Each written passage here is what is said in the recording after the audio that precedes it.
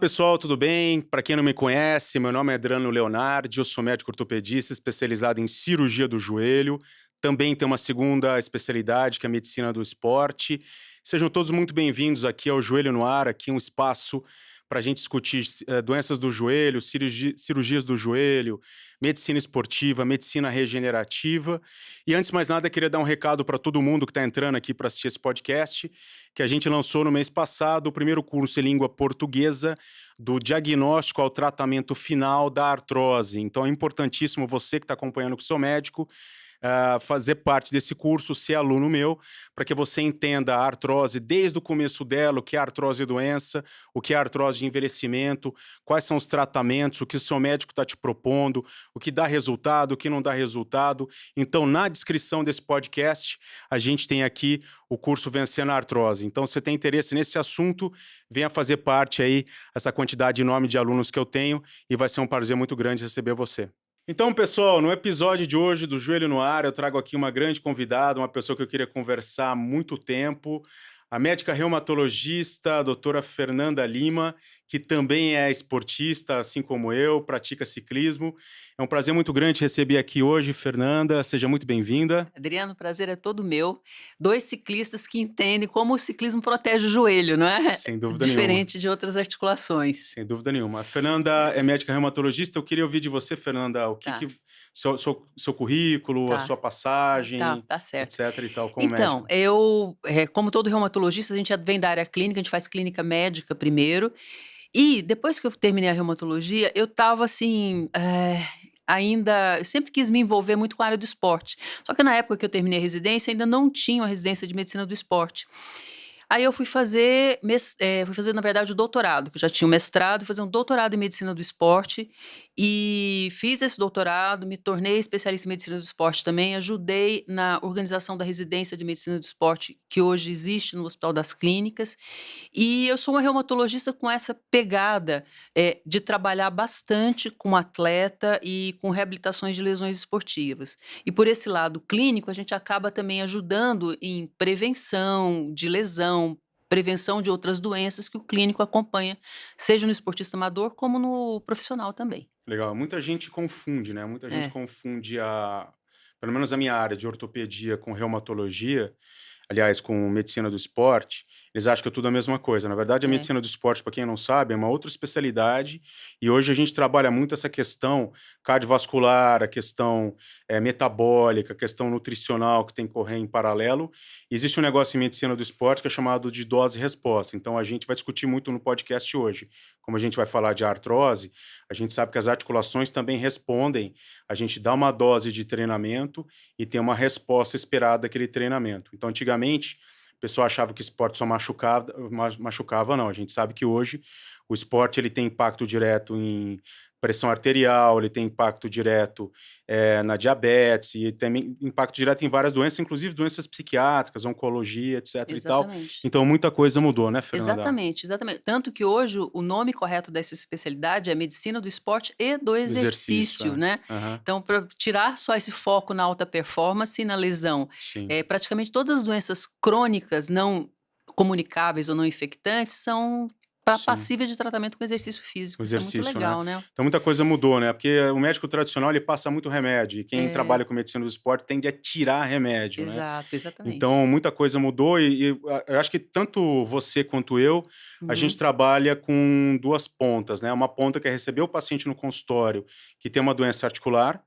e a outra ponta é botar ele para fazer atividade física. A gente sabe quando a gente consegue inserir em atividade física, ou ele voltar ao que fazia antes, uma corrida, um futebol, ou a gente prescrever atividade física para uma pessoa que não pratica nada, uma senhora que nunca fez nada, a gente sabe que a gente vai prolongar demais aquela doença articular, e muitas vezes esse paciente acaba sumindo do consultório.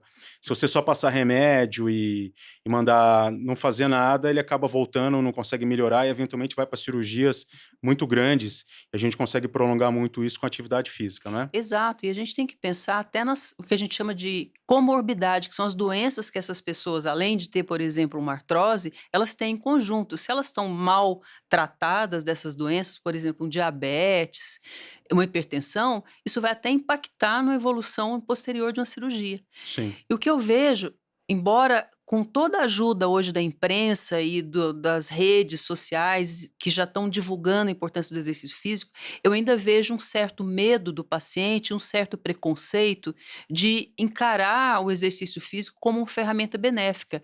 Muita gente tem medo, tem preconceito, principalmente os pacientes mais velhos acham que são inadequados eles irem para a academia. Você não tem essa Tem, impressão tem, também? tem. E a Acho gente que tem vai que se combater machucar, isso. né? Tem medo do Exato. movimento, às vezes acha que não vai se encaixar naquele ambiente. Mas muita coisa mudou, né? O próprio treinamento, o próprio ambiente da academia, um ambiente indoor, a gente tem um treinamento funcional, a gente tem o Uhum. Pilates. Então, muita É. coisa mudou e, assim, devagarzinho a gente vai indo, vai conseguindo introduzir, né? Aham. Bom, hoje, na verdade, eu te chamei aqui porque a gente vai discutir a mesma coisa, né? Apesar da palavra artrose ela ser uma palavra que toda vez que você pensa, a maioria das pessoas lembram de ortopedista, porque quem não sabe, o reumatologista trata também, acompanha também. Inclusive, quando eu era residente, eu fiz residência no Hospital de Base de São José do Rio Preto, eu terminei em Sei. 2020. Existia uma competição na época, não sei como é que é hoje, entre ortopedistas e reumatologistas sobre mercado, né? Quem Uhum. que sabe, entre aspas, tratar melhor. Então, não Uhum. sei se ainda existe isso hoje. É que a gente vive hoje num ambiente aqui mais acadêmico e tal, mas eu não sei se hoje em dia ainda existe essa questão. Mas eu te chamei porque é o seguinte: a gente fala da mesma coisa sob visões diferentes. Exato. Você tem uma visão clínica É, e eu tenho uma visão ortopédica, uma exato. visão de cirurgião. A visão de cirurgião, você sabe como é que é. Não está melhorando, vamos resolver, vai para o bisturi. Eu acho interessante discutir essas coisas, porque muitas vezes a gente trata um paciente com artrose e às vezes até de maneira cirúrgica, o resultado acaba não indo tão bem, porque podem existir coisas por baixo que acabaram não sendo bem avaliadas e bem diagnosticadas. Uhum. Existe uma quantidade razoável de pessoas que têm o tal do reumatismo soro negativo, né? Uhum. Vamos falar de maneira mais leiga, né? Já mudou esse nome, esse conceito. Mas eles têm Predisposição. isso, uma resposta articular É. um pouco diferente, como, por exemplo, eu já vi, felizmente não na minha mão, mas já vi algumas pessoas fazendo prótese de quadril e de joelho, principalmente de joelho, e tem muita dificuldade de mobilização depois. Então, Uhum. existe uma visão diferente da mesma coisa. A visão que você tem é diferente da minha, que vai ser diferente de um treinador, que vai ser diferente de um fisioterapeuta, mas eu gosto de discutir, porque é tudo a mesma coisa. Exato. Se a gente pegasse, por exemplo, agora uma folha de papel, pintada de vermelho de um lado e verde do outro, você está defendendo o vermelho e defendendo o verde, a gente está olhando para a Exato. mesma coisa, né? Então, assim, a gente tem alguns dados sobre a artrose. Pessoas acima de 60 anos, 44% a 70% delas já têm algum sinal radiográfico da doença, a maioria não sente nada. E quando a gente pula para a faixa etária de 70 anos, já pula para 85% das pessoas. Então, ela é uma doença que vem com a idade. A gente sabe que a maioria dos pacientes não sentem nada. Eu costumo orientar os pacientes que existe artrose de envelhecimento e artrose doença. Aqui no Brasil, segundo o Ministério da Saúde, 15 milhões de pessoas se tratam da doença. E o que eu tenho visto, e eu vou pegar a sua opinião, é que o grande problema hoje são pessoas mais novas, né? Então a gente pega pessoas assim de 45 até 65 anos de idade que foram operadas, ligamento 3, 4 vezes, tiraram o menisco, doenças reumáticas sem diagnóstico, e às vezes elas chegam num quadro gravíssimo de artrose lá na frente. Inclusive hoje, a gente terminando o podcast, eu vou operar, vou fazer uma terapia celular, que a gente vai discutir também hoje, numa paciente que tem uma artrose grave, 55 anos de idade, e a gente sabe que é experimental isso, mas é o que a gente tem hoje para tentar resolver, né? Aí vamos para a gente começar a discutir aqui de uma maneira mais informal e tal. Eu queria saber da sua visão sobre a artrose, Uhum. porque, o Uhum. que é a artrose para você, Uhum. por que ela acontece, queria saber a sua opinião. Tá. Então eu acho legal, assim, reforçar para o nosso público essa diferença entre o reumatologista e o ortopedista. Eu acho que na época, há uns anos atrás, quando eu também fiz residência, existia mesmo essa dificuldade de integração entre as duas especialidades. Puxa, o cirurgião vê uma doença no aparelho locomotor como cirúrgica e a gente quer clínico como tratamento clínico. Mas acho que isso hoje mudou, tanto que nós estamos os dois aqui e esse é o dia a dia e o paciente só tem que se beneficiar, essa integração ortopedia e reumato. E falando da artrose, como você mesmo disse, para nós reumatologistas é a doença mais frequente do consultório, é a nossa doença do dia a dia. A artrose, como é que a gente vê hoje? Antes se falava que a artrose era um processo único, exclusivamente de degeneração e de envelhecimento da Era articulação. doença de velho. Era doença de Sim. velho e era uma doença da cartilagem. A cartilagem tipo estragou, já deu. Uhum. Hoje a gente sabe que é um processo contínuo e a gente chama a artrose hoje como uma doença da articulação, onde além da cartilagem está envolvido a cápsula, está envolvido a camada interna que a gente chama de sinóvia e está envolvido a própria pessoa, porque dependendo de como essa pessoa leva a vida dela, quanto ela tem de massa muscular, qual o peso corporal dela, se ela fuma, se ela não fuma, os hábitos alimentares, tudo isso vai impactar nessa evolução da artrose. Então a gente tem que começar a olhar o todo e é uma doença que, como você mesmo disse, ela é silenciosa a partir dos 60 anos, em 75, 80% da população. O que é essa artrose silenciosa? O paciente não tem nada, a gente vai lá, faz um raio-x e vem aquele laudo gigante ou uma ressonância dizendo que tem um monte de alteração, que a articulação está estragada. Poxa, e eu não sinto nada. O paciente vai me perguntar. Justamente porque é uma doença de fases. E pode ser que essa pessoa, se ela tiver uma boa massa muscular, se ela estiver saudável, ela não vai ter sintoma mesmo. Então, nem todo mundo com artrose você vai operar ou eu vou tratar com remédio. Uhum. Vai chegar no nosso consultório aquele paciente que tem basicamente 2 sintomas, que são os sintomas principais da artrose: dor e perda de função. Dor e incapacidade de se movimentar ou incapacidade de fazer as tarefas do dia a dia, ou nos casos dos nossos pacientes mais jovens, de trabalhar ou de fazer o seu esporte, não é isso? Sim, sem dúvida nenhuma. E você acha que hoje, assim, as pessoas são sintomáticas? Chegou um paciente com artrose sintomático, sentindo articulação no seu consultório. Você, de onde você acha que vem a grande problema hoje? É obesidade? Aham. É exagero em atividade física? É inatividade? O que que você acha? Então, o que a gente sabe hoje, que a gente até tende a dividir a artrose em vários subtipos. Isso facilita um pouco, porque como é uma doença multifatorial, ou seja, que tem muitas causas, cada grupo de articulações envolvidas está, às vezes, relacionada com uma causa diferente. Então, a gente chama de fenotipos, que é como a artrose se manifesta. Exemplo um que é muito comum no meu consultório, acho que não vai tanto no seu, é aquela mulher que está na menopausa e começa a ter dor nas articulações dos dedos das mãos. Aí ela começa a perceber que essas articulações estão inchadas. Esse é um tipo de artrose que a gente chama de artrose nodal. A Uhum. gente trata de um jeito. Tem a artrose mais masculina, mais do homem, que é aquela artrose de quadril, aquela artrose no joelho, muitas vezes está associada a um fator ocupacional ou uma prática muito excessiva de esporte ou com um background muscular ruim. Uhum. E tem um subtipo de artrose que a gente chama de metabólico, que é aquela artrose que tem um envolvimento de cristais, que são pequenas moléculas que, de forma inadequada, elas entram dentro da articulação e da cartilagem e geram uma resposta inflamatória química muito importante. Então, dependendo do que a gente está lidando, a gente vai, inclusive, tratar com medicações diferentes. Entendi. E essas últimas aí, você acha que pode estar ligado a são aqueles casos que a pessoa vai de médico em médico, e é muito comum, o seu Hum, consultório, tanto o meu, acho que são final de linha, né. Eu passei em vários médicos, você é o 7º que eu estou é. passando. Você acha que essa última aí pode estar ligado a alguma dificuldade de diagnóstico? Exatamente, foi bem lembrado, porque muitas vezes, a artrose ela simula, ela se parece com outras doenças reumatológicas.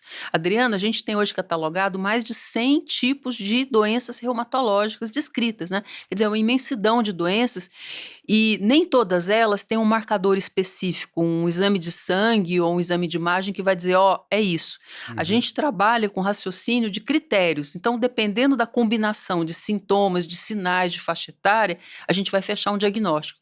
E a artrose está no bolo disso aí. Às vezes, o paciente está sendo tratado com uma artrose, por exemplo, de joelho, e na verdade tem uma artrite reumatoide, que é uma outra forma de reumatismo Uhum. relacionada a uma alteração da imunidade e o tratamento é diferente. Um paciente às vezes tratando como artrose de coluna, com uma lombalgia crônica, uma dor lombar crônica, a gente vai ver, na verdade, é uma outra doença reumatológica que você citou como reumatismo soro negativo, que Isso. a gente chama agora de espondiloartrite, que é um tipo de reumatismo que envolve os ligamentos da coluna. Então, tudo isso a gente tem que levar em conta quando o paciente está na nossa frente dizendo que ele está com dor e está perdendo a função daquela determinada articulação ou articulações. Uhum, entendi. E aí você deve fazer mais ou menos como eu, recebe o Hum, paciente no consultório, a gente faz o diagnóstico, feito o diagnóstico a gente progride depois com a reabilitação, né. isso. Aí você encaminha para fisioterapia, tudo direitinho, e depois a prescrição de atividade física. Uhum. Você costuma encaminhar para algum metabologista para ver questão de emagrecimento da pessoa também? Como é que você costuma conduzir? Então, sim, a gente tem que agir em todas as frentes. A gente, como médico do esporte, como reumato, a gente já tem ferramentas, muitas vezes, de medicação e de estratégias, ou trabalhos em conjunto com o nutricionista, que isso já ajuda bastante nesse processo. Então, Uhum, esse é um ponto. A segunda coisa, por exemplo, são as modificações de determinados hábitos. O cigarro, ele é muito deletério para a articulação, é uma coisa que não se fala muito, mas a gente sabe que o paciente fumante, ele em geral carrega outras coisas juntos com ele, né, que muitas vezes o hábito de vida mais sedentário. Então são coisas que é a primeira etapa do tratamento, informar e corrigir essas alterações, de hábito de vida. uhum. A partir daí, na nossa parte, a gente entra antes de paralelamente com orientação de exercício e reabilitação, com determinadas medicações. E no caso particular da artrose, a gente sabe, e falando para o nosso público, que a artrose é uma doença que evolui em fases, em flares, que é o Uhum, nome em inglês para surtos, né, para uhum, crises. Então é sempre muito importante, quando o paciente está numa dessas crises, que é quando a articulação está inchada, está doendo, está quente, a gente tratar. uhum, Então, o anti-inflamatório, que é uma medicação muito temida por muita gente, e tem que sim. ser mesmo, porque não é água com açúcar. Uhum, É uma ferramenta importante que nos ajuda muito no tratamento da artrose e está praticamente em todos os guidelines, em todos os consensos internacionais para tratamento de artrose. A questão é como usar com segurança. Então, essa é a primeira fase do tratamento. Depois disso, fundamental a gente entender, estamos tratando mesmo uma doença, só artrose, ou tem alguma outra doença reumatológica associada? É a fase que uhum, eu tenho que excluir outras patologias. Feito isso, em algumas situações, entra-se a discussão, e o paciente deve trazer isso muito para você e traz para mim, quais os suplementos e o que mais eu posso fazer em termos de remédio, medicação, vitamina, para eu prevenir ou tratar a minha artrose. Aí a gente entra num campo muito amplo, porque uhum.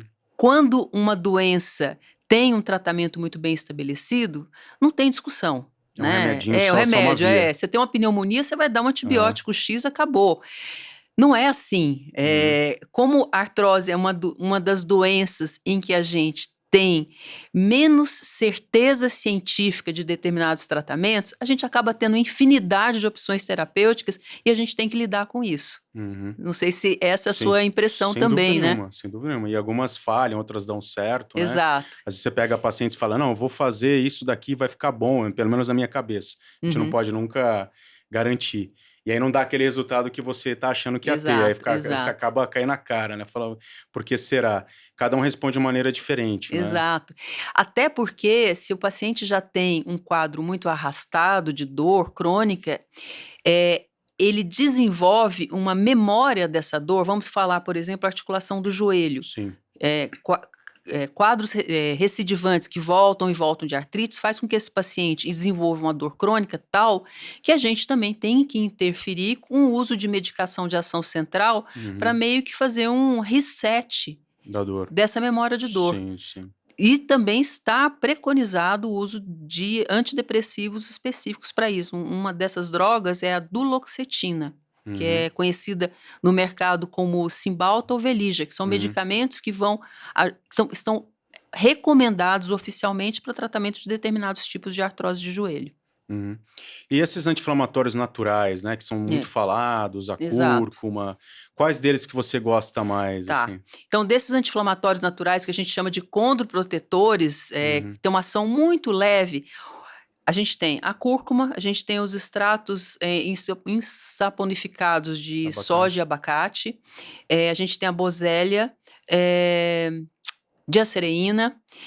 Então, são medicações / fitoterápicos que têm uma ação leve no controle de dor e de alguns componentes da inflamação, mas com nível de evidência não tão alto, baixo. Baixo, né? Quando a gente fala em nível de evidência, a gente está falando de pesquisas que foram feitas comparando essas medicações com placebo, né?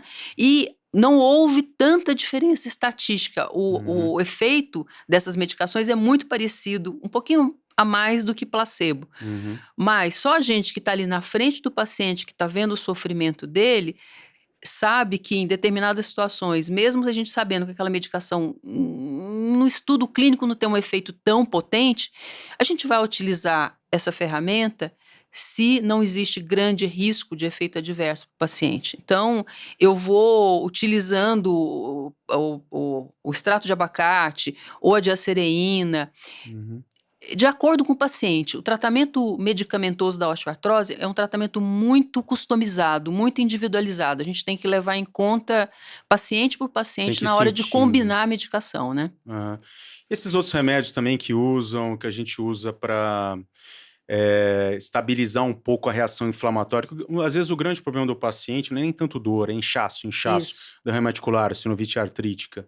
Essas medicações que tem até um nome que confunde, quimioterapia, mas não tem nada a ver com quimioterapia do câncer, nada, mas a gente acaba usando essa nomenclatura entre nós médicos. O que você consegue me dizer? Agora, na época da pandemia, ficou famosa a hidroxicloroquina. O que você me fala dessas medicações também? Essa é uma excelente pergunta, é bom esclarecer isso agora. Essas medicações que você está falando, a gente chama em reumatologia de medicações modificadoras da doença, porque a gente tem expectativa, diferente do anti-inflamatório, diferente do analgésico, que vai interromper ou até ajudar a reversão da degradação da cartilagem. Como eu falei, alguns tipos de artrose têm um componente inflamatório, que você usou o nome aí, que é sinovite, que é quando a parte interna da articulação está inflamada, e essa sinovite fica crônica, fica inchando. São pacientes, às vezes, jovens, com muito derrame, a articulação não desincha, você dá anti-inflamatório, tem uma resposta muito pobre.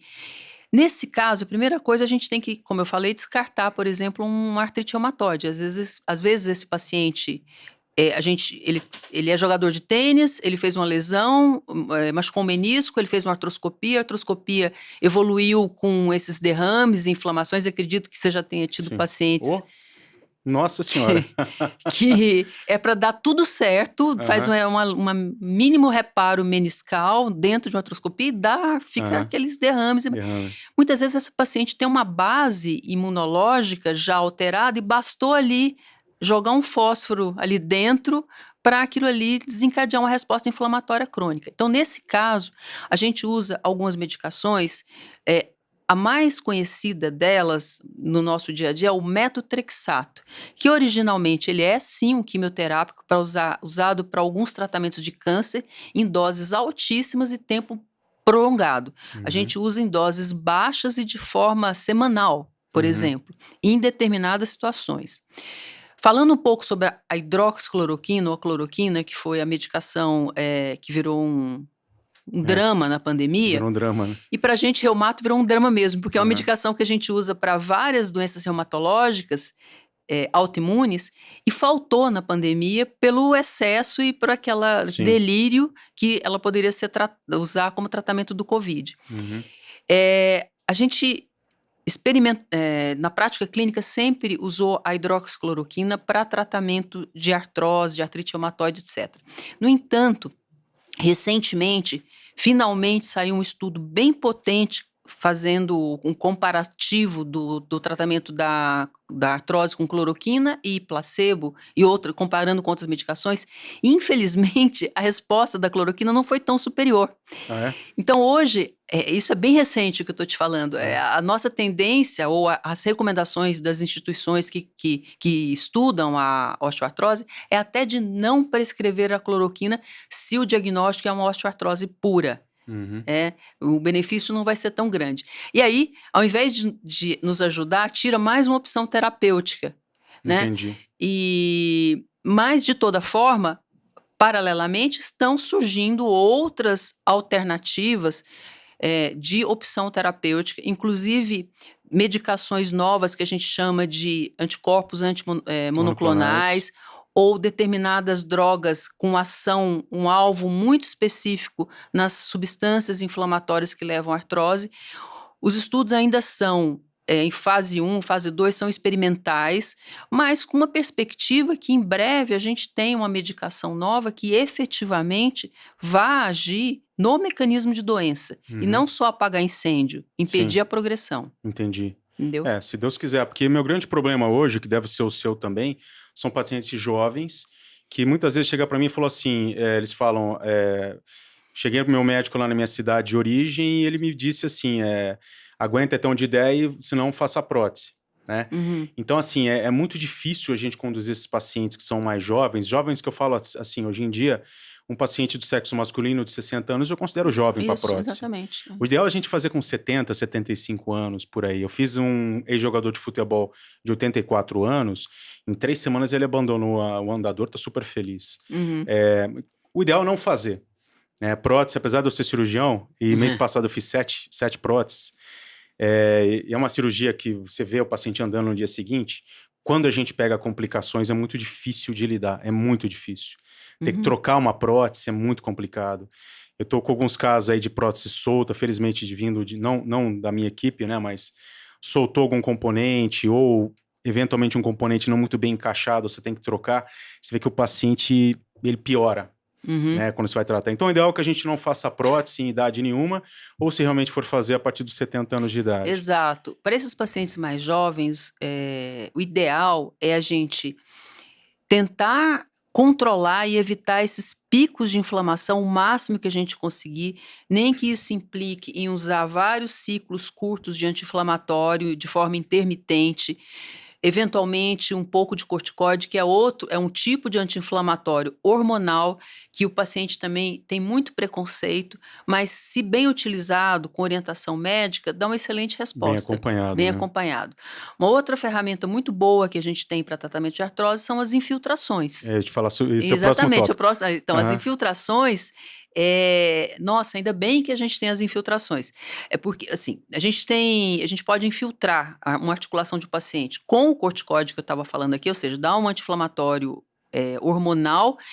Em geral, a gente usa o corticóide quando o paciente está com bastante derrame, bastante sinovite, bastante inflamação. E, em qualquer momento do tratamento, se indicado, a gente pode infiltrar também com ácido hialurônico.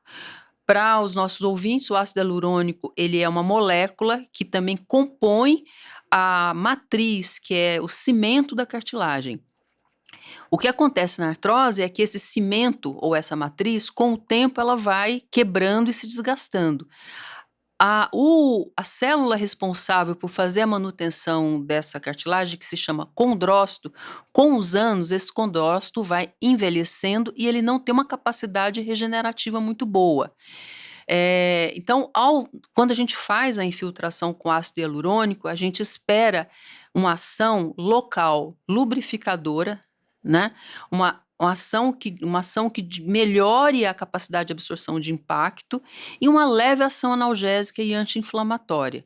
Então, essa é uma ferramenta que a gente usa e, embora, mais uma vez, os estudos controlados, etc., eles não dão um nível de evidência tão poderoso, mas se usa o ácido hialurônico com um anti-inflamatório, com uma boa reabilitação, perdendo peso, Sim. é um conjunto de coisas que você efetivamente melhora o Sim, paciente. os resultados, eles são muito bons. Na verdade, o que eu falo para todo paciente, você não pode usar como monoterapia. Exato. Na verdade, nada como monoterapia, né? Então, eu particularmente, toda vez que eu entro para fazer um trabalho de infiltração com o paciente, em paralelo, reabilita e lá na frente entra com a atividade física. Porque a atividade física é o que vai segurar. Se a pessoa estiver forte e tiver com uma musculatura pronta para aquele esporte, é o que vai segurar. Exato. Né? Você costuma fazer essa transição do tratamento do paciente e recolocar ele no esporte? Como é que é o seu dia a dia, a sua maneira de prescrever atividade física? Então, eu imediatamente, assim, se o paciente não foi submetido a nenhum procedimento cirúrgico, é quase imediato. A gente já entra com a medicação, ele já começa a reabilitação normalmente, e à medida que a fase mais aguda, em que ele está sem dor, a função melhorou, ele já tem um grau de ativação muscular bom, a nossa equipe de fisioterapia já faz uma transição para o preparador físico ou para a atividade esportiva em que ele está fazendo. Mas sempre com a ressalva que o item mais importante é a musculação, é manter um bom fortalecimento muscular e se manter dentro do peso. Tem um trabalho bem bacana recente mostrando que pacientes com artrose, aí eu não estou falando de atleta, eu estou falando de população normal. Uhum. Se a gente consegue baixar 10% do peso corporal e inserir atividade física nesse exercício, a taxa de controle de dor e inflamação é de 50%. É muito Bastante. alta. Se o Muito. paciente não tomando nenhuma medicação, Aham. só exercício e perda de peso. Então, é essa tecla que a gente tem que bater mais, né? Uhum. Não fiquem sedentários, não fiquem É inativos. porque, na verdade, assim, o que eu recebo muito de pergunta em rede social, que eu trabalho bastante em rede social, trazendo coisas que são coerentes, Uhum. éticas, né? Não falando groselha como muita gente fala, é essa questão do fortalecimento. E muita gente me pergunta, como é que eu vou fortalecer com dor articular? Mas muitas vezes a gente sabe que a pessoa tendo uma dor no joelho e indo para uma academia e treinando membros superiores, braços, ela já tem um efeito de esporte sem estar sobrecarregando aquela articulação, né? Exatamente. E a gente tem que lembrar que ao fazer isso, você está gastando mais energia, você está gastando mais calorias, você está mantendo o seu aeróbio, que muitas vezes o paciente, a gente está aqui falando de artrose de joelho, né? Ele não vai correr, ele não vai andar na esteira, mas ele pode pedalar.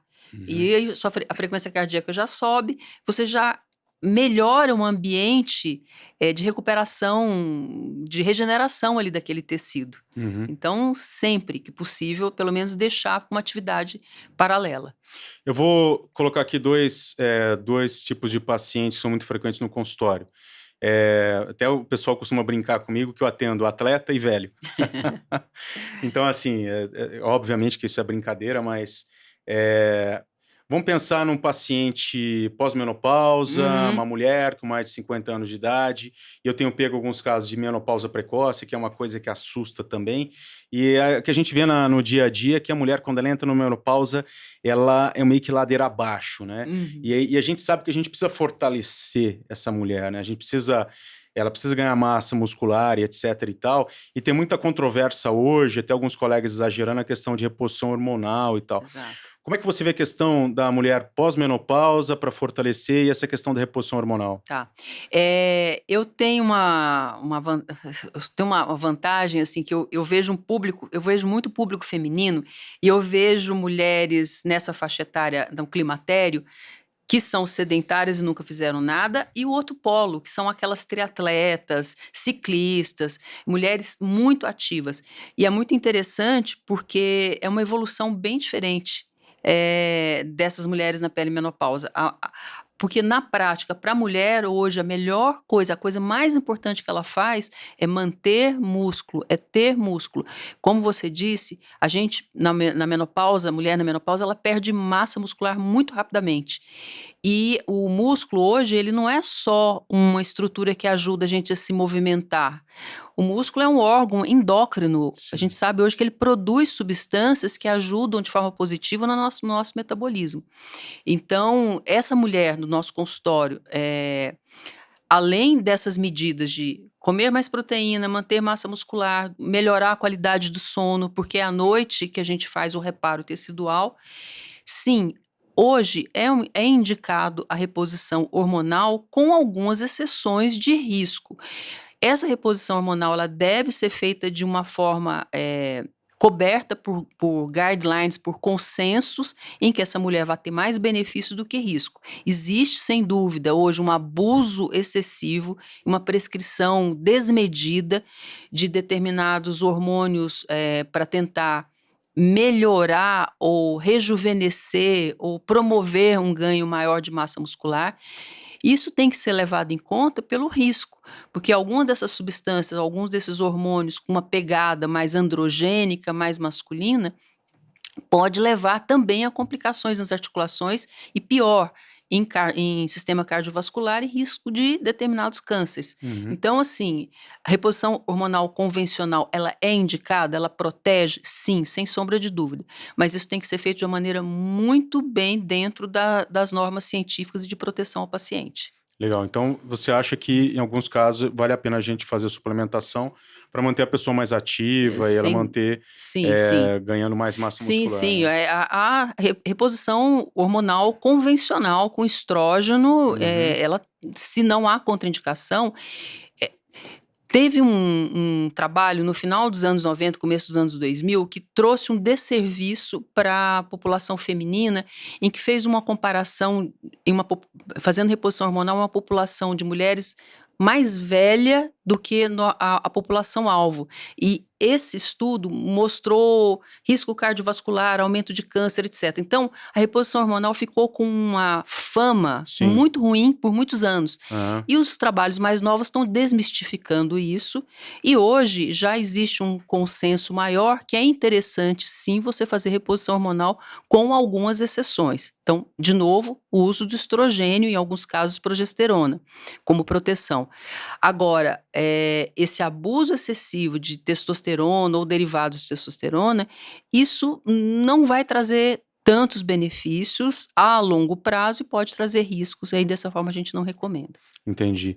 E aí vamos falar então do outro paciente característico, que é o atleta, que eu atendo muito. Então eu Uhum. pego, às vezes a pessoa não é profissional, mas é extremamente ativo, corredor de rua, às vezes faz luta, às vezes a própria musculação, extremamente ativo. Nós dois acompanhamos um jogador de futebol profissional, a gente acompanhou até a reinserção dele no esporte. E a sua abordagem com a pessoa quando ela é muito, muito ativa, o que É. você vê aí diferente? Isso acontece mesmo, porque os nossos, a gente tem hoje os atletas amadores, né, eles não são Sim. profissionais, mas eles treinam como se eles fossem profissionais e ele ainda tem a vida privada de trabalho, família, um monte de coisa. Essas pessoas, elas se lesionam também, e eu acho que a gente tem que agir em todas as frentes.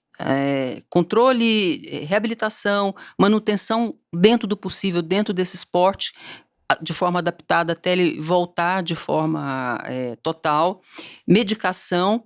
Em algumas situações, Adriano, esse paciente ele vai parar com você, ele vai fazer um ou outro procedimento cirúrgico, principalmente esses pacientes, às vezes eles têm uma erosão condral localizada, né, uma lesão pequena, que vale a pena fazer algum procedimento cirúrgico. Então eu acho que a gente usar todas os coelhos que a gente tem na cartola, né. Uhum. Terapia celular, né, o que a gente tem hoje, eu particularmente sou muito interessado, eu leio muito, já saí muito do Brasil, Uhum. a gente tem algumas limitações aqui no Brasil, você vai para Itália e para Espanha, os caras fazem para tudo, É. a tal que o pessoal chama de terapia de célula-tronco, mas na verdade envolve muito mais a tal da medicina regenerativa, né. Isso. Você, não sei se você quer falar alguma coisa, alguma Uhum. experiência, como é que você vê isso hoje no mundo, no Brasil? Então, a gente dentro da reumatologia vê isso ainda como muito experimental. Como a gente Uhum. como nós somos clínicos, então assim, eu acho que tem perspectivas muito boas, na verdade célula-tronco, às vezes são células mesenquimais, né, que são as Sim. células precursoras, que você pega da medula, pega do tecido adiposo, e que só Isso. aplicar para o paciente, coloca ali dentro da articulação, Uhum. com a expectativa que essas células ajudem no reparo ou Uhum. diminua a inflamação local. Acho que os estudos são promissores. No Brasil, na reumatologia, a gente não indica isso com frequência. Eu confesso a você que eu tenho pouquíssima experiência. Eu acho que você vai ter até mais experiência, porque você, como está ali com a mão na massa com o paciente, você acaba eventualmente fazendo uma vez ou outra. Eu até gostaria de ouvir a sua opinião em relação a isso. A minha opinião é que eu acho que como você mesmo disse, é experimental, Então, né? Então a gente sabe hoje, eu também venho de meio acadêmico, como você, eu tenho um pouco de medo de ficar indicando algumas coisas e porque assim, chega uma senhora de 80 anos que tem indicação de prótese de joelho, você indicar um procedimento desse, na minha opinião, é tirar tempo e dinheiro, a não ser que o paciente queira muito e ele saiba que talvez tenha um efeito mais paliativo. A minha experiência é o seguinte, fez um paciente jovem e ativo, é 50-50. Metade, assim, 50% de bom resultado. O resto é experimental. Você vê que às vezes você acha que vai dar certo e não dá, e vice-versa. O grande problema hoje é que, como é experimental e muita gente leva como verdade, acaba virando pseudociência na mão de muita gente. Exatamente, Adriana, essa é a preocupação. Então, assim, tem algumas pós-graduações, tem algumas coisas aí que eu já vi que eu tenho um pouco de medo, porque acaba se fazendo, e a gente sabe que acaba queimando a técnica, né? Então, por exemplo, o plasma rico em plaquetas, em 2007, quando eu fiz meu primeiro fellow em Barcelona, estava se começando a fazer. Começou a ser feito por dentistas, depois passou a ser feito por ortopedistas. E aí os caras faziam bastante e tal, e hoje em dia tem trabalhos sérios, existe uma forma de você fazer, e esse ano agora, a minha ex-preceptora lá de Milão, a Elisaveta Con, ela publicou o primeiro trabalho de evidência científica número 1 de intervenção na artrose, de modificação química de artrose. Inclusive, ela está entrando agora na Sociedade Internacional de Osteoartrite, agora esqueci, O ARCE. Ela está entrando agora com uma normatização de como tem que ser feito o PRP no consultório, centrifugação, método, etc., para deixar de ser uma coisa meio que pirata, né? Exatamente. Eu não queria usar essa expressão aí que você está usando, mas é o PRP, que é o plasma rico em plaquetas. Justamente por não ter controle, cada um faz de um jeito. Exatamente. E isso fica um procedimento que fica muito susceptível a pseudociência. Acho que você usou o termo exato. É pseudociência, porque quando você tem uma indicação formal, e são poucas, você faz, por exemplo, eu infiltro muito tendão, tendinite guiado por ultrassom usando o PRP, ou às vezes infiltro articulação, quando a gente tem... Ele é muito bom para controle de dor. A gente não consegue garantir que vai regenerar alguma coisa, mas controle de dor em PRP, pós uma artroscopia ou após um ácido hialurônico, por exemplo, o paciente melhora muito o score de dor. Mas tem muita gente que sai fazendo. Às vezes você pega uma paciente que tem artrose já com instabilidade, você fazer... Se melhorar, melhora 1 mês, 2 meses, e a gente perde tempo e dinheiro. E, infelizmente, tem muita gente fazendo, inclusive na Itália mesmo, estava tendo muita gente, porque a medicina italiana, ela mudou. Após a pandemia, a medicina pública deles, infelizmente, ruiu, é pior que a nossa hoje em dia. Então, a medicina que eu percebi lá... Eu acho que a nossa é muito boa perto da europeia pública. Mas ela é. O problema SUS é muito bom. É muito bom, muito europeu pergunta. Mas o problema é que a administração tem uma série de coisas aí que... Mas o SUS, no papel, é a coisa mais linda. Não tem uma medicina mais bem planejada do que o SUS. Inclusive, eu atendi a esposa do criador do SUS lá no consultório, tem um livro autografado, tudo bonitinho.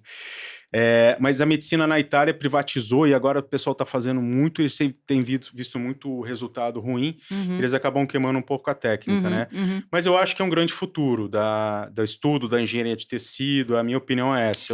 Exato. Tem uma outra técnica também que está sendo estudada agora, que é justamente a terapia gênica. Né, que é ainda mais experimental. Uma das que acho que já está em fase mais avançada é uma terapia gênica para estimular a exposição de certos genes que atuam na liberação de uma substância que vai ajudar no reparo de cartilagem. Olha que legal. Né?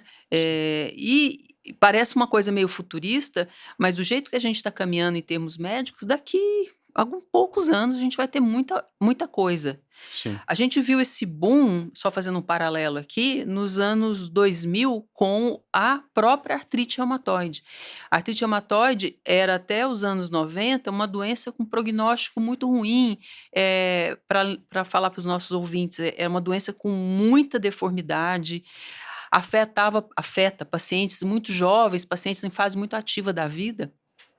E a gente não tinha muita alternativa, senão dar doses altas de corticoide, sais de ouro, cloroquina. Hoje a gente tem uma gama de medicações biológicas que vão agir no mecanismo exato ali da manifestação da doença, com uma resposta incrível, um tratamento precoce, os pacientes evoluem super bem. Então, essa virada que aconteceu com a artrite reumatoide, eu acho que vai acontecer com a artrose também. Aliás, como é uma doença que é mais prevalente no mundo, por que não, né? A gente tem que tratar. É o grande problema, né? Porque a gente tem muita gente mais jovem tendo esse problema, muita gente não conseguindo trabalhar por esse problema, independente da articulação. Então é um problema de saúde pública mundial, e a gente não vê muita política de saúde em relação a isso, né? Exato. Aí você citou da artrite reumatoide, para quem não sabe, a artrite reumatoide é uma doença autoimune. Então, o nosso corpo, ele fabrica anticorpo. Geralmente, quando a gente tem uma infecção, um resfriado, uma gripe, o vírus entra no nosso corpo e nosso organismo vai lá e fabrica aquele anticorpo, e ele fica fabrica no nosso sangue o anticorpo, e aí a partir do momento que tem uma nova invasão daquele vírus, ele já não se manifesta mais porque os anticorpos eles vão lá, neutralizam, e a gente consegue eliminar ele logo. E não se sabe o porquê, ou talvez a doutora consiga me ajudar, mas acaba fabricando anticorpo contra a nossa própria articulação, então é uma doença autoimune. Em paralelo, a gente tem uma doença chamada esclerose múltipla, que fabrica anticorpos contra a baía de mielina, e ela afeta o nosso cérebro. Então, são doenças autoimunes. E eu tenho visto, assim, infelizmente, às vezes eu faço diagnóstico de artrite reumatoide de pacientes que já passaram outros colegas ortopedistas e acabaram caindo no consultório. O que acontece quando o paciente tem essa doença e não é vista, e está sendo tratado só como artrose, uma condromalácia? Às vezes fala, essa dor é assim mesmo, convive com isso. Então, se essa artrite reumatoide ela não é diagnosticada precocemente, ela pode gerar degeneração e deformidade nessa articulação no decorrer de meses ou anos. Diferente da artrose, que tem uma evolução mais lenta e até há uma degradação de cartilagem, não há tanta deformidade e numa velocidade tão alta como, por exemplo, o paciente com artrite reumatoide pode ter. Então, por isso que hoje é muito importante a gente fazer a detecção precoce, até porque é um paciente jovem. Inclusive, vale ressaltar que crianças podem ter essas artrites autoimunes também, não é exclusivamente da população adulta, né? Crianças, 6 meses, 1 ano, 2 anos de idade, podem, infelizmente, ter essa desregulação. É uma desregulação do sistema imunológico diante do meio ambiente. Isso é geneticamente determinado, então é multifatorial, gerando esse processo inflamatório. Tem uma confusão muito grande, talvez no seu consultório também, sobre o nome artrite e artrose. Né? Os pacientes, eu não sei se eu tenho artrite, se eu tenho artrose. Então, primeiro, gente, é importante dizer que o nome artrite, o nome isolado, ele só quer dizer para um médico que o paciente tem articulação inflamada, que ela está inchada, que ela está quente, que ela está com derrame. Só que tem algumas doenças que usam o nome artrite, como, por exemplo, artrite reumatoide, artrite reativa, que é isso, aí eu estou me referindo a uma determinada doença que dá artrite. Artrose é o nome que a gente dá quando a articulação está estragada, já tem uma degeneração, que é a doença primária artrose, que é a doença do envelhecimento, mas o paciente jovem que teve, por exemplo, um acidente de carro, machucou o joelho, machucou a articulação e desgasta precocemente essa articulação, ele também tem uma artrose, só que a gente chama de artrose secundária a um trauma.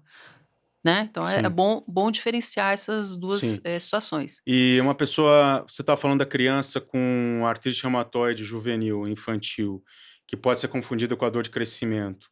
Como é que seria uma diferença dessa doença para uma criança ter uma dor de crescimento, por exemplo? Então, isso é tão importante que hoje existem reumatologistas pediátricos, né? Então, assim, eu só trabalho com a população adulta, mas o reumatologista pediátrico ou o próprio pediatra, ele tem condições de distinguir a dor de crescimento. Ela, em geral, é uma dor difusa, vaga, localizada em ossos longos, às vezes aparece à noite, não tem nenhum sinal inflamatório associado.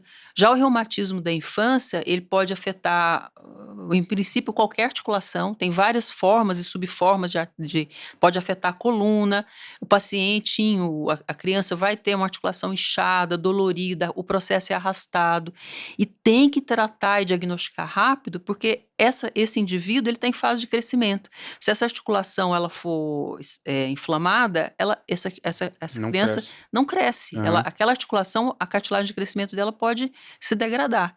Então, o diagnóstico tem que ser feito precocemente. Entendi. Pessoas que são operadas, né, às vezes fazem prótese, uma senhorinha tá lá com a dor em várias articulações, aí o médico fala, aguenta até onde der, e vai lá e faz a prótese, acaba fazendo a prótese, ou uma osteotomia, às vezes uma artroscopiazinha simples, e ela tem uma doença reumática de base, não feito o diagnóstico, e ela começa a não conseguir dobrar, esticar mais aquela articulação. Isso acontece? Acontece. E às vezes tem que lembrar, às vezes, o ortopedista, que muitas vezes esse paciente, às vezes ele tem um ácido úrico alto, e a primeira crise de gota dele vai ser num pós-operatório. Só para falar para os ouvintes, gota é um reumatismo em que há um aumento do nível do ácido úrico, que é uma substância degradada de proteína. Esse ácido úrico, a gente consegue detectar no sangue que ele está alto, muitas vezes ele é alto e o paciente não tem nada. Mas, eventualmente, numa situação de trauma na articulação, ou numa cirurgia, ou depois de algum quadro infeccioso, esse ácido úrico que está correndo no sangue, ele vai lá e se deposita naquela articulação e é extremamente irritativo, levando a uma inflamação aguda. Uma reação inflamatória que às vezes o Exato. controle é muito difícil, né? Ainda mais um pós-operatório com N coisas acontecendo. Então, eu acho que é importante para o ortopedista perguntar histórico reumatológico desse paciente, histórico familiar de alguma doença reumatológica, para ele não ser pego de surpresa num pós-operatório assim. E ainda assim, né, mesmo quando não tem, o paciente pode abrir um quadro no Pode abrir um quadro pós-operatório, depois, né? né? Você vê como é um negócio complicado, né? É, Eu sei lá, como eu trabalho em medicina privada há muito tempo, essa questão da questão reumática é até automático. As perguntas que eu vou você fazendo já pro vai paciente, fazendo, né? eu faço, e quando não tem e sexo feminino, assim, eu já...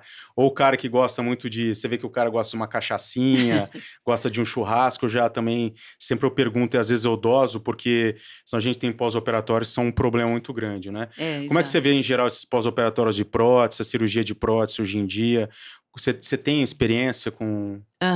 Como eu tenho bastante contato com colegas ortopedistas, adoro trabalhar, adoro a objetividade dos ortopedistas. Isso é muito bom, Papum, né? porque a gente que vive nesse mundo clínico, a gente viaja, né? E é muito legal lidar com ortopedista por isso. Eu vi ao longo dos anos que os procedimentos evoluíram muito e eu acho que o pós-operatório hoje é uma coisa muito mais tranquila do que era há alguns anos. Eu acho que talvez isso, em parte, pelo entendimento do preparo pré-operatório, melhorar a função muscular do paciente e a rápida introdução da reabilitação no pós-operatório. Você não acha isso? Sem dúvida nenhuma. Fisioterapia tem que começar no dia seguinte, né? Exatamente. E uma coisa, sabe, que apesar de eu ser ortopedista, o fato de eu ter feito medicina do esporte me abriu alguns olhos também, algumas coisas que eu não via antes. Porque ortopedista, a gente foca muito na técnica cirúrgica. Não é errado, né? Você vai para a Europa, você vê que, por exemplo, na Espanha, na Suécia, onde eu já fiz estágio, o ortopedista, ele opera e não acompanha. Ele não tem ele não tem um ambulatório de pós-operatório. Até alguns médicos espanhóis me perguntavam como é que era o pós-operatório do ligamento cruzado anterior. Não está tão errado assim, deles só se aperfeiçoarem na técnica, né? E aí, não reabilitando direito, tendo algum gap aqui, o paciente pode não ficar tão bem. Mas depois que eu fiz a esportiva, eu percebo hoje tem pacientes que vão para o consultório, e eu faço muita prótese, que não dá para a gente operar aquele paciente naquele momento. Pode ter uma erisipela, pode estar com déficit proteico. Eu pego muita senhora, às vezes, com déficit proteico. Como a gente falou da pós-menopausa, por isso que eu queria até ouvir a sua opinião. Ou alguma coisa esquisita reumática. E aí opera e dá problema. A gente vê que é um pós-operatório de prótese muito difícil, não dobra, não estica o joelho. Você costuma pegar pós-operatório também lá? Sim, a gente pega, mas assim, eu prefiro que o pós-operatório seja conduzido pela equipe de físio do ortopedista, porque eu acho que ele já tem uma sincronia melhor. Eu pego mais o pós-operatório tardio ou quando dá algum problema que foge do protocolo, da rotina ali do ortopedista, ou, sei lá, aparece alguma complicação, algum processo inflamatório diferente, aí a gente acaba vendo. Mas eu acho que a evolução hoje, eu tô falando coisa de 5, 10 anos, é surreal, como tá melhor, né? Se Deus quiser, a gente chega a coisas melhores lá na frente. Voltando a falar, né, pra gente meio que chegando no final, como a gente tá falando de artrose, qual articulação ou algum caso que você tenha tido, assim, que você teve muita dificuldade de conseguir conduzir, conseguir evoluir, no seu dia a dia como reumatologista? Eu acho, assim, pensando em trabalhos em parceria que eu fiz com ortopedistas, eu acho, pensando em pós-operatórios, são os pacientes que têm dor crônica por alguma outra razão. São pacientes que têm algum transtorno da percepção de dor, que no nosso caso, do dia a dia do reumatologista, é o paciente com fibromialgia, que é um outro reumatismo que não é autoimune, não é, teoricamente inflamatório e consiste numa desregulação central da percepção de dor. O ortopedista tem que ter muito cuidado na hora de operar esse paciente, porque muitas vezes a causa da dor não é o Articulação. motivo da cirurgia, né? Sim. E às vezes o paciente é operado e a dor não melhora e muitas vezes piora, porque acaba desencadeando outros gatilhos de dor Sim. para essa pessoa. Então, Aham. esse eu acho que são os casos mais complicados que eu vejo em conjunto No dia a dia. no dia a dia. E é difícil de triar, não é? É É. difícil. Eu vou ser bem honesto, eu já tive casos, inclusive já encaminhei para sua clínica, Hum. de pessoas que tinham uma doença articular diagnosticada, com, por exemplo, uma hiperpressão lateral da patela, pacientes que demandam um tratamento. Se você segue o passo a passo do livro, são pessoas que não apresentam nenhum distúrbio, assim, a dor parece realmente ser orgânica e depois no pós-operatório acaba. Mas a gente consegue abraçar e controlar Exato. e conduzir, porque hoje em dia tem muito recurso para controle de dor. Não sei se você está Exato. Não, sim. acostumado a trabalhar com radiofrequência, Sim. bloqueio por fenol, então a gente consegue dar uma acalmada e conduzir melhor esse problema aí. Mas é Exato. uma... Agora, essas pessoas com... Eu até queria ter curiosidade, essas pessoas com fibromialgia, quando você consegue controlar a dor dela, ela melhora, mesmo que demore um certo tempo, a gente conseguir introduzir no esporte. Parece que existe uma dificuldade muito grande do fibromialgico entrar no esporte, não é? Exato. E é a doença que mais precisa de exercício. Que o nível de evidência com medicação para paciente com fibromialgia, ele está no segundo item. O primeiro item é exercício aeróbio. Então, na verdade, a gente tem que usar muita lábia e convencer o paciente, e muitas vezes, para os primeiros treinos, eu adoro conversar com o professor de educação física, então eu acho que e você também deve ser dessa forma, essa cadeia multidisciplinar é super importante, físio, nutri, professor de educação física e psicólogo, acho que são, né? E explicar ao professor de educação física, não adianta começar com 4 séries, 15 repetições, carga XPTO nesse paciente, você vai começar com uma série, 10 repetições, uma carga muito baixa. Você vai ter que expor o paciente ao exercício físico. Ele vai sentir dor, ele vai ter aquela dor muscular pós-exercício, que no caso do paciente com fibromialgia é muito mais alta. É muito pior, isso que eu ia te falar. Muito pior. Eles voltam falando, eu não estou aguentando de dor, é uma dor que apareceu em outro ponto do meu corpo. Exato. O que você tem que fazer de forma profilática, eu já peço para esse paciente tomar um analgésico antes do treino e um analgésico depois do treino. Porque com isso, você tira esse medo da dor a ponto de esperar o exercício fazer o seu efeito, que é melhorar a musculatura, melhorar o número de mitocôndria dentro das células, deixar a célula muscular menos fadigada, que é o que vai fazer o paciente com fibromialgia melhorar. E a gente sabe que a partir do momento que ele melhorar a dor e ele conseguir progredir, o esporte ele tem ação na dor central, né? Ele acaba reduzindo a dor central, ele faz né? uma modulação dos neurotransmissores centrais, produzindo um efeito, entre aspas, analgésico de bem-estar e diminuição de fadiga. Eu tenho uma dificuldade, óbvio, né, de lidar com... Porque eu sou ortopedista tradicional, apesar de eu ser médico do esporte, eu tenho uma dificuldade. Mas a gente vê, infelizmente, que é um tipo de paciente que... Acho que a maioria dos médicos não gostam de ter muito no consultório, falam para que é assim mesmo e acaba pingando muito. É um paciente mais difícil da gente conduzir, não é? O fibromialgico. Exatamente. Porque acho que para um médico tão objetivo como é o ortopedista, não é uma doença tão concreta, né? Gente, dá muita dó, porque para a própria família do paciente fibromialgico, a família não entende o que acontece. Então, eu acho que a gente tem que primeiro empatizar e solidarizar com o paciente para entender que ele está ali isolado no mundo dele, sentindo uma dor que é real, a dor não é artificial, ele tem um transtorno de hipersensibilidade à dor. E você olha para a pessoa está bem, ela não está mancando, ela não tem nenhuma deformidade, não está amputada, só que ela está sofrendo de dor. Então, eu acho que a gente tem que treinar a nossa empatia em relação a esse paciente. Certo. Né? Para a gente finalizar, Fernanda, a pergunta que todo mundo manda aqui para mim é sobre prevenção de artrose. Né? Prevenção de artrose, a gente pode até dar uma pincelada em como prevenir dela progredir também. Como é que você vê hoje no mundo nosso hoje, tanto comida industrializada, tanta porcaria, abuso de álcool, também muito exagero com relação a treinamento, né? Muita gente competindo demais de uma maneira Tem o atleta profissional, mas pessoas que não são profissionais, Uhum. etc. Como é que você vê aí a prevenção da artrose? Então, acho que a prevenção da artrose é bem o que você falou, a gente tem que tentar ficar no meio.